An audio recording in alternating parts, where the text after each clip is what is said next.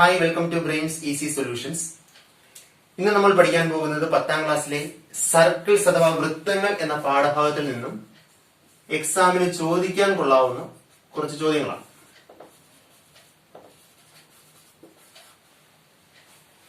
വൃത്തങ്ങൾ. അപ്പൊ അതിന് നമുക്ക് ആദ്യം അറിയേണ്ട ഒരു കാര്യം, ഇവിടെ ചിത്രത്തിൽ O വൃത്തകേന്ദ്രമാണ്, AB വ്യാസമാണ്. O വൃത്തകേന്ദ്രമാണ്, AB വ്യാസമാണ്, ഡയമീറ്റർ ആണ്. O is the center of the circle and AB is its diameter. അങ്ങനെയാണെങ്കിൽ we want to prove that angle C is equal to 90 degree. Angle C എങ്ങനെ നമുക്ക് 90 ഡിഗ്രി എന്ന് prove ചെയ്യാനായിട്ട് കഴിയും? അല്ലെങ്കിൽ നമുക്ക് ഇത് പറയാം, prove that angles on A semi circle, ഒരു അർദ്ധവൃത്തത്തിലെ കോൺ എന്ന് പറയുന്നത് ആൾവേസ് 90 ഡിഗ്രി, എപ്പോഴും 90 ഡിഗ്രി ആയിരിക്കും എന്ന് പ്രൂവ് ചെയ്യുക, തെളിയിക്കുക എന്നാണ് ഒരു ക്വസ്റ്റ്യൻ എങ്കിൽ നമുക്ക് ഇങ്ങനെ ചെയ്യാൻ കഴിയും. ഓർമ്മിക്കുക, ഇത് ചെയ്യാൻ വളരെ എളുപ്പമാണ്. ഇങ്ങനെ വരയ്ക്കുക. CO യോജിപ്പിച്ചു കഴിഞ്ഞാൽ നമുക്കിതാ ഈ ആംഗിൾ X ആണ് എങ്കിൽ ഈ ആംഗിൾ എന്ത് തന്നെയായിരിക്കും? X തന്നെയായിരിക്കും. കാരണം എന്താണ്? OAയും OCയും തുല്യമാണ്. അപ്പോൾ ഈ ഒരു ത്രികോണം AOC എന്ന് പറയുന്ന ത്രികോണം ഒരു സമപാർശ്വ ത്രികോണമാണ്, ഐസോസെലസ് ട്രയാങ്കിൾ ആണ്. അതുകൊണ്ട് ഈ രണ്ട് കോണുകളുടെ അളവ് തുല്യമായിട്ട് കിട്ടും. ഈ ഒരു കോൺ Y എന്ന് എടുത്തു കഴിഞ്ഞാൽ ഈ കോണിന്റെ പ്രത്യേകത എന്തായിരിക്കും? അത് Y ആയിരിക്കും. കാരണം OBയും OCയും തുല്യമാണ്. അപ്പം ട്രയാങ്കിൾ OCB എന്ന് പറയുന്നത് എന്തായിരിക്കും? ട്രയാങ്കിൾ OCB എന്ന് പറയുന്നത് എന്തായിരിക്കും? ഒരു ഐസോസെലസ് ട്രയാങ്കിൾ ആയിരിക്കും. ദെൻ നമുക്കറിയാം, ട്രയാങ്കിൾ ABCയിൽ angle A plus angle B plus angle C is equal to എത്ര കിട്ടണം? 180 കിട്ടണം. ആംഗിൾ A എന്ന് പറഞ്ഞാൽ X ആണ്, പ്ലസ് ആംഗിൾ B എന്ന് പറഞ്ഞാൽ Y ആണ്, പ്ലസ് ആംഗിൾ C എന്ന് പറഞ്ഞാൽ ഈ രണ്ട് കോണും കൂടെ ചേരുന്നതാണ്. അപ്പൊ X plus Y is equal to 180. 2X plus 2Y is equal to 180 എന്ന് കിട്ടും. X പ്ലസ് Y ഇൻറ്റു 2, രണ്ട് സ്ഥലത്ത് 2 കോമൺ ആണ്, കോമൺ ആക്കി മാറ്റിയാൽ ഈസ് ഈക്വൽ ടു 180 എന്ന് കിട്ടും. ഇതിൽ നിന്ന് X plus Y is equal to 180 divide by 2 is equal to എത്രയെന്ന് കിട്ടും? 90 എന്ന് കിട്ടും. അപ്പൊ ഇങ്ങനെ X plus Y is equal to 90. ഏതായിരുന്നു X plus Y? Angle C is equal to ആയിരുന്നു X plus Y is equal to എത്രയെന്ന് കിട്ടി? 90 എന്ന് കിട്ടി. അപ്പൊ ഓർമ്മിക്കുക, അർദ്ധവൃത്തത്തിലെ കോൺ എപ്പോഴും മട്ടകോണായിരിക്കും. അത് തെളിയിക്കാനുള്ള മാർഗം ഇതാണ്. അടുത്തൊരു കാര്യം, ഇവിടെയും O വൃത്തകേന്ദ്രമാണ്, AB ഡയമീറ്റർ ആണ്, വ്യാസമാണ്. ഇവിടെ നമുക്ക് 3 കോണുകൾ ഉണ്ട് കരുതുക. നേരത്തെ പറഞ്ഞ പോലെ ആംഗിൾ C ഉണ്ട്, ദെൻ ഇവിടെ ഒരു ആംഗിൾ ഉണ്ട്, P എന്ന് പറഞ്ഞൊരു ആംഗിൾ ഉണ്ട്. ഇതിനകത്തായിട്ട് ആംഗിൾ Q ഉണ്ട്. ക്വസ്റ്റ്യൻ ഇതാണ്, ആംഗിൾ P യുടെ പൊതുവായ പ്രത്യേകത എന്തായിരിക്കും? ആംഗിൾ Qന്റെ പൊതുവായ പ്രത്യേകത എന്തായിരിക്കും? ആംഗിൾ C യുടെ പൊതുവായ പ്രത്യേകത എന്തായിരിക്കും? ഓർമ്മിക്കുക, ആംഗിൾ C എപ്പോഴും മട്ടകോണായിരിക്കും, 90 ഡിഗ്രി ആയിരിക്കും. ആംഗിൾ P യുടെ അളവ് എപ്പോഴും 90നേക്കാൾ ചെറുതായിരിക്കും, അഥവാ ഒരു അക്യൂട്ട് ആംഗിൾ ആയിരിക്കും, ലെസ് ദാൻ 90 ഡിഗ്രി ആയിരിക്കും, ഒരു അക്യൂട്ട് ആംഗിൾ ആയിരിക്കും. അതുകൊണ്ടാണ് അത് വൃത്തത്തിന് വെളിയിൽ പോയത്. ആംഗിൾ Qന്റെ അളവ് എപ്പോഴും ഗ്രേറ്റർ ദാൻ 90 ആയിരിക്കും, 90 ഡിഗ്രിയേക്കാൾ കൂടുതലായിരിക്കും. അതുകൊണ്ടാണ് വൃത്തത്തിന് ഉള്ളിൽ വന്നത്. ചിലപ്പോൾ ചോദിക്കും, ചിത്രത്തിൽ 3 കോണുകളായിട്ട് 30 ഡിഗ്രി ഉള്ള ഒരു കോണുണ്ട്, 90 ഡിഗ്രി ഉള്ള ഒരു കോണുണ്ട്, 120 ഡിഗ്രി ഉള്ള വേറൊരു കോണുണ്ട്. ഇതിൽ ഏതൊക്കെ കോണിനായിരിക്കും ഈ അളവ് സ്യൂട്ടബിൾ ആയിട്ട് വരിക, യോജിച്ച് വരിക എന്ന് ചോദിക്കും. എന്നാൽ നമുക്ക് നിസ്സംശയം പറയാം, ആംഗിൾ P 30 ഡിഗ്രി ആയിരിക്കും, ആംഗിൾ C 90 ഡിഗ്രി ആയിരിക്കും, angle Q 120 degree. Angle P 30 degree ആയിരിക്കും, ആംഗിൾ C 90 ഡിഗ്രി ആയിരിക്കും, ആംഗിൾ Q 120 ഡിഗ്രി ആയിരിക്കും. ഇത് ഓർമ്മിക്കുക, ഇങ്ങനെ ഒരു ക്വസ്റ്റ്യൻ ചോദിക്കാം. അതായത് ഒരു അക്യൂട്ട് ആംഗിൾ ആണെങ്കിൽ എപ്പോഴും സർക്കിളിന് വെളിയിലായിരിക്കും, ഒരു ഒബ്റ്റ്യൂസ് ആംഗിൾ ആണ്, ഒരു ബൃഹത് കോൺ ആണെങ്കിൽ അത് എപ്പോഴും വൃത്തത്തിന്റെ ഉള്ളിലായിരിക്കും. കണ്ടീഷൻ ഡയമീറ്ററിനെ യോജിപ്പിച്ച് വരയ്ക്കുമ്പോഴാണ്, അതായത് സെമി സർക്കിളിനെ കൺസിഡർ ചെയ്ത് പറയുമ്പോൾ. ഒരു 90 ഡിഗ്രി ആംഗിൾ ആണെങ്കിൽ it is lies on the circle ആണ്. പിന്നെ ഇംഗ്ലീഷുകാർ ഓർമ്മിക്കുക, ഓൺ ദി സർക്കിൾ എന്ന് പറഞ്ഞാൽ on circumference of the circle, വൃത്ത പരിധിയിൽ എന്നാണ് അർത്ഥം. വൃത്തത്തിനുള്ളിലാണെങ്കിൽ നമ്മൾ പറയേണ്ടത് ഇൻ ദ സർക്കിൾ എന്ന് പറയുക. ആംഗിൾ AQB എന്ന് പറയുന്ന വിത്തിൻ ദി സർക്കിൾ ആണ്, വൃത്തത്തിനുള്ളിലാണ്. ആ കാര്യം ഓർമ്മിക്കുക. അപ്പൊ ഈ 2 ചോദ്യവും മനസ്സിലായെന്ന് കരുതുന്നു. അടുത്ത 3ാമത്തെ ചോദ്യം,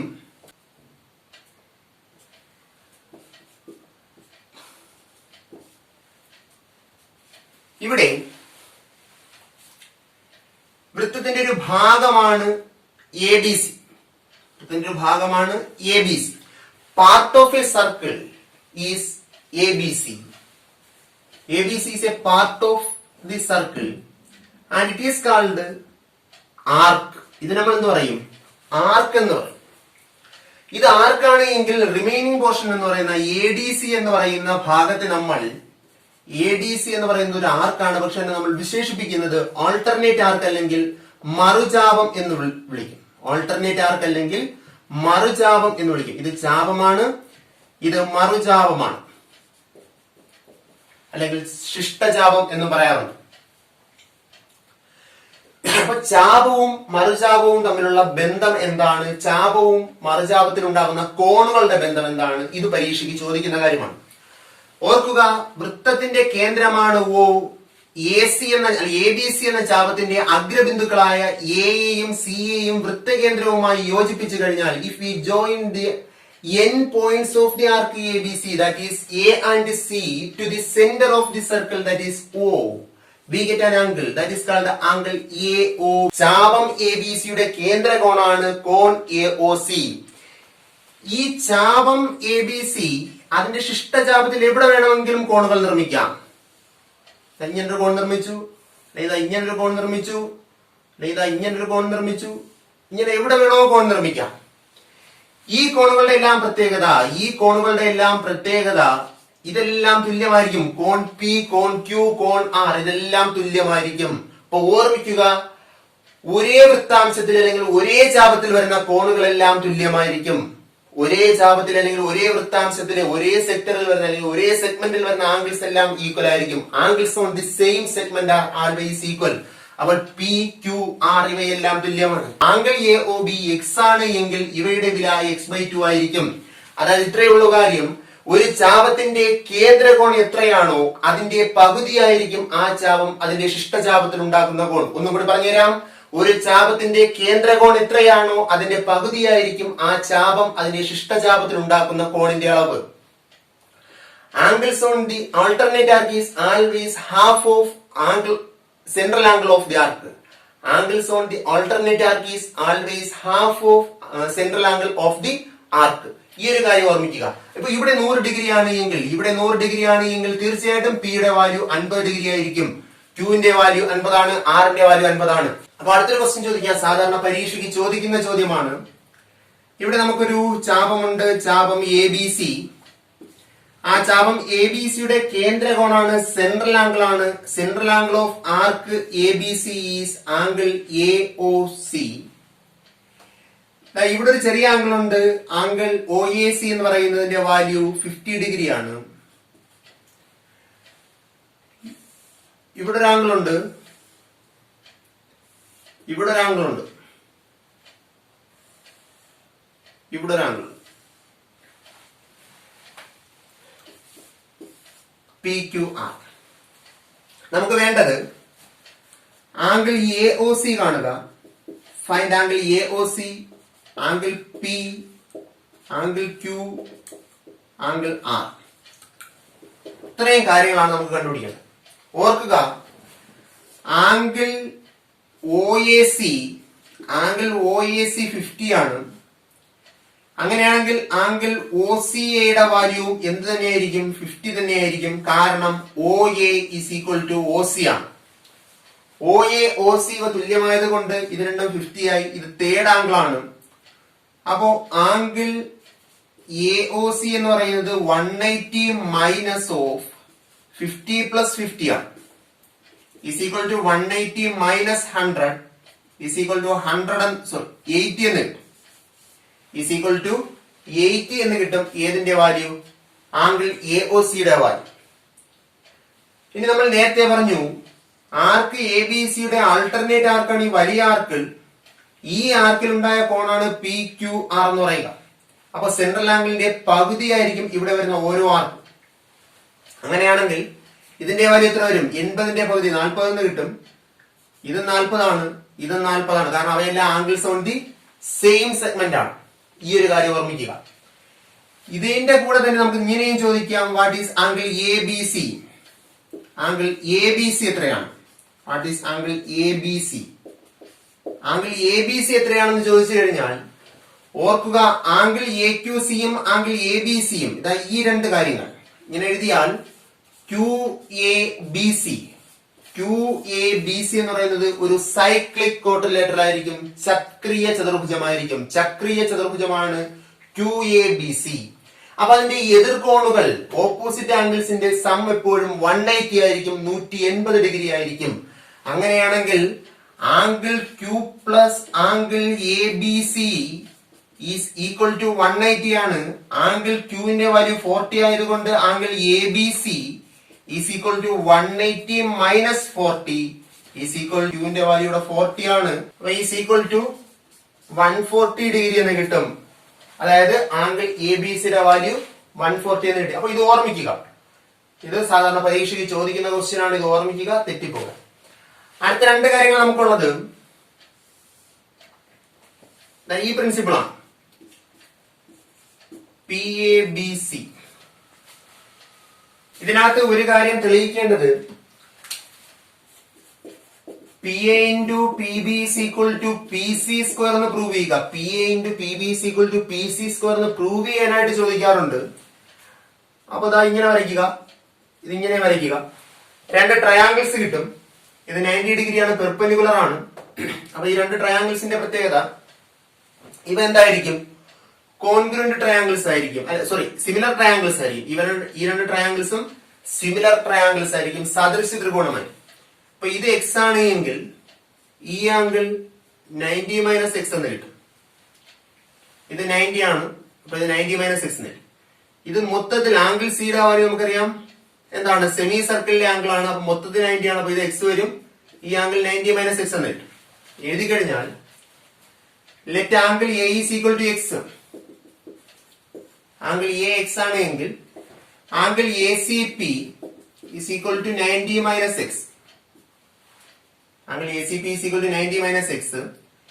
then angle C is equal to 90 degree. കാരണം എന്താ? Angle on semicircle. Angle on semicircle, അർദ്ധവൃത്തത്തിലെ കോൺ. അർദ്ധവൃത്തത്തിലെ കോൺ.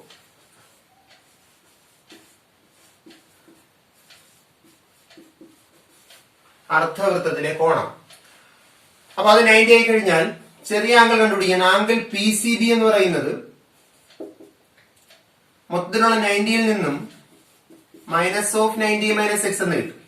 Is equal to 90 minus 90 plus X വരും. 290 ക്യാൻസൽ ആയി പോയി കഴിഞ്ഞാൽ എക്സ് എന്ന് കിട്ടും.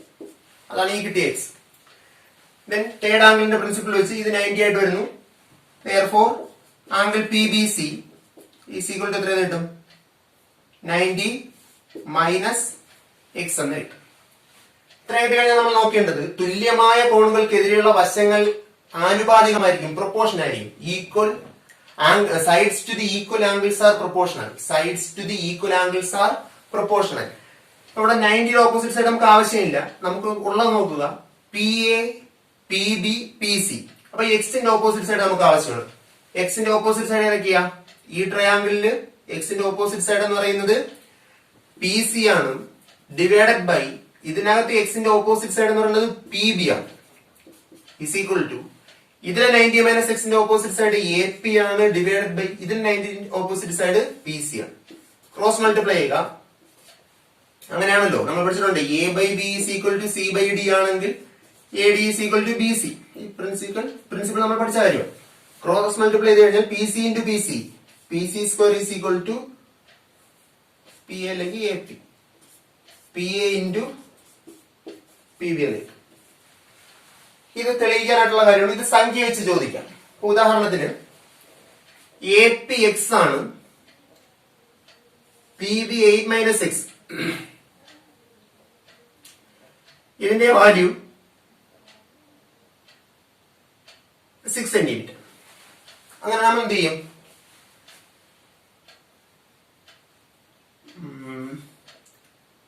എക്സ് ഇൻറ്റു ഫുള്ള് ചെയ്യും. x into 8 minus x is equal to pc square. 6 square എന്ന് വരും. x into 8 minus x is equal to 6 square എന്ന് കിട്ടും. 8x മൈനസ് എക്സ് സ്ക്വയർ എക്സിന്റെ X square is equal to 36 എന്ന് വരും. സോൾവ് ചെയ്യുമ്പോൾ എല്ലാത്തിനോടും വലത്തേക്ക് മാറ്റി കഴിഞ്ഞാൽ X square minus 8x plus 36 is equal to 0 എന്ന് വരും. ഇതൊരു സെക്കൻഡ് ഡിഗ്രി ഇക്വേഷൻ ആണ്. ഞാൻ സെക്കൻഡ് ഡിഗ്രി ഇക്വേഷന്റെ ഫോർമുല വെച്ചത് സോൾവ് ചെയ്താൽ മതി. അല്ലെങ്കിൽ അടുത്ത വീഡിയോയിൽ നമ്മൾ ഈ മോഡൽ സോൾവ് ചെയ്യും. സെക്കൻഡ് ഡിഗ്രി പഠിപ്പിക്കുന്ന വീഡിയോയിൽ ഈ മോഡൽ സോൾവ് ചെയ്യും.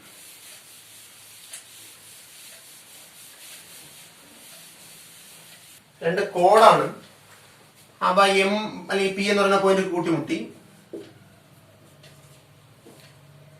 ഇത് ഓർമ്മിക്കേണ്ടത് ഇന്റർസെക്ഷൻ പോയിന്റ് എടുക്കുക, അവിടെ നിന്ന് അങ്ങോട്ട് ഇങ്ങോട്ട് നോക്കിയാൽ മതി. ഇപ്പൊ ഇവിടെ പ്രൂവ് ചെയ്യേണ്ട കാര്യം P A into P B is equal to P C into P D എന്ന് പ്രൂവ് ചെയ്യുക. ഇവിടെ നമ്മൾ നേരത്തെ പറഞ്ഞതുപോലെ എ സി യോജിപ്പിക്കും, ബി ഡി യോജിപ്പിക്കും. യോജിപ്പിച്ചു കഴിഞ്ഞാൽ ഈ രണ്ട് ആംഗിളിന്റെ പ്രത്യേകത, ഇവ രണ്ട് angles on the same segment ആണ്. എ ഡി എന്ന ആംഗിളിനെ കൺസിഡർ ചെയ്യുമ്പോൾ അതിന്റെ ശിഷ്ടജാപത്തിൽ വരുന്ന ആംഗിൾസ് ആണ് എ സിയും എ സി ഡിയും അതേപോലെ എ ബി ഡിയും. അപ്പോ angle A C D is equal to angle A B D. കാരണം angles on the same segment, ഒരേ വൃത്തഗണത്തിലെ കോണുകളാണ്. അപ്പൊ അത് രണ്ടും ഈക്വൽ ആയിരിക്കും. തിരിച്ചു നോക്കിക്കഴിഞ്ഞാൽ ഈ രണ്ട് ആംഗിൾ എന്തായിരിക്കും? അതും ഈക്വൽ ആയിരിക്കും. ബി സി ആർക്ക് എടുക്കുമ്പോൾ അതിന്റെ ആൾട്ടർനേറ്റ് ആർക്കായിരിക്കും? അതായത് ആംഗിൾ സി എ